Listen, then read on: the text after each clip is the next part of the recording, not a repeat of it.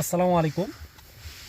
সুপ্রিয় কৃষক মণ্ডলী, আপনারা দেখতে পাচ্ছেন এটা হচ্ছে একটা বেগুনের চারা। এটার সাইজ হচ্ছে মিডিয়াম কোয়ালিটির সাইজ।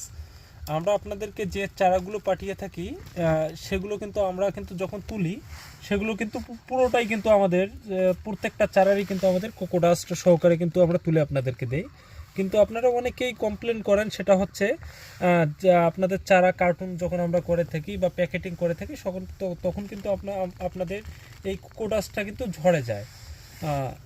সে সময় কিন্তু আমরা কিন্তু আপনাদেরকে যখন প্যাকিং করে দেই, এটা প্যাকেট করে দেই, সে সময় কিন্তু আমাদের এরকম করে প্রতিটা চারারই কিন্তু কোকোডাস্টটা কিন্তু উঠে আসে।